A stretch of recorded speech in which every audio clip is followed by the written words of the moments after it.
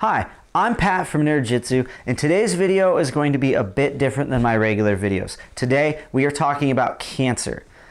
Normally, my videos are a bit on the funny side, maybe a little goofy. But I feel it would be doing this topic a disservice to be trying to search out the humor in it. There will also be more cuts and edits than usual because I want to make sure I don't miss any of the key details. Due to the nature of this topic, this video will also remain unmonetized indefinitely. As you may already know, October is National Women's Health Month and National Breast Cancer Awareness Month. The organization I'm a member of, SPG, has started a campaign to #ChokeOutCancer. With the sale of these special pink belts, SPG hopes to raise awareness for the breast cancer epidemic and raise money for cancer research by donating all of the proceeds from the sale of these belts. I've picked one up here and will be wearing it throughout the month of September and October as part of my tribe's commitment toward breast cancer research. I'm going to pop this open, put this on, and this will be the only belt I wear until November.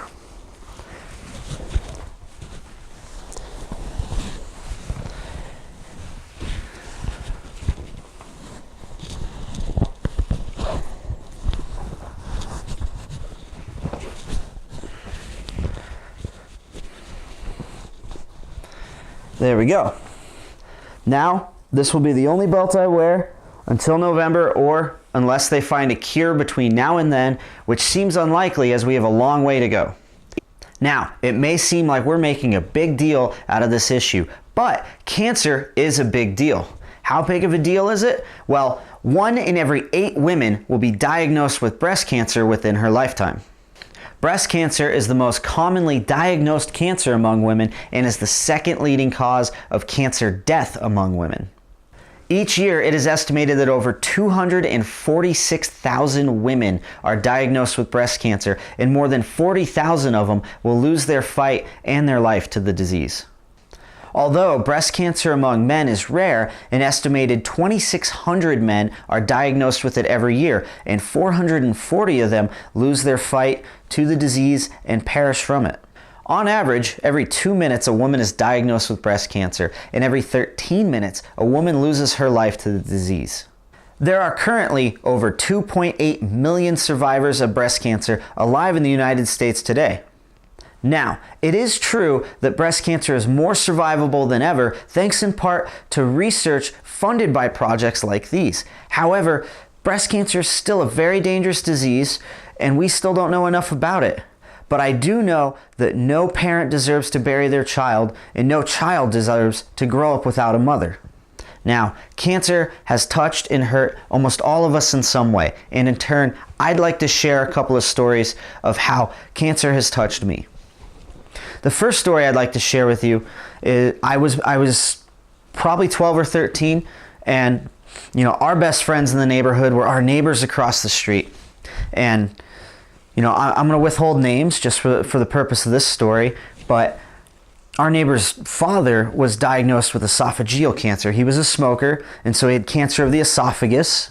And even though I was a young kid at the time, I got to sit, or had to basically sit there, watch the suffering of my friend, but also I got to see a man who prided himself on being just that, being a man, a strong man, a provider for his family, someone who really took pride in what he did. And I got to see that man waste away to nothing.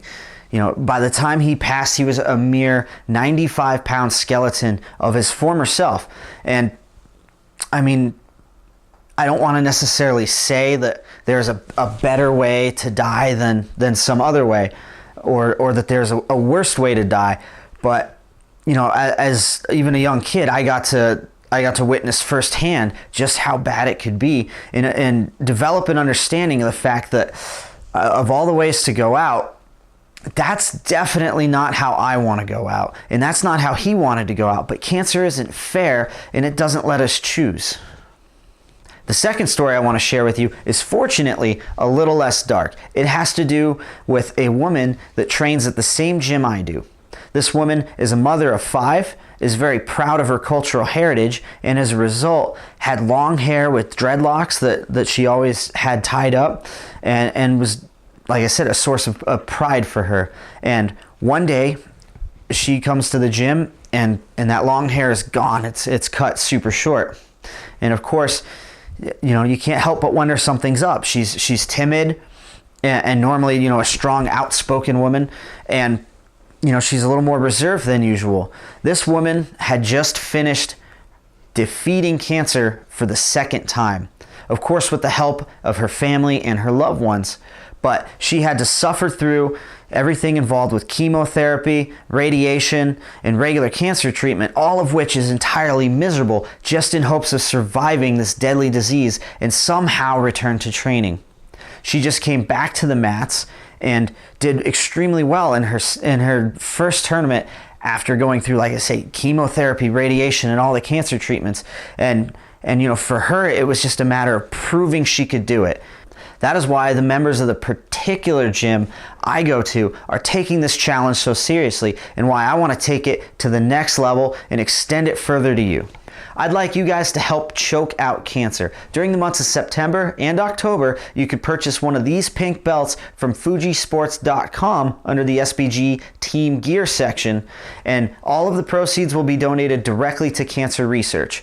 Or if your school won't allow it, or you're just not man enough to wear a pink belt, you can make a donation directly to the American Cancer Society, and therefore all of your money will be going to cancer research.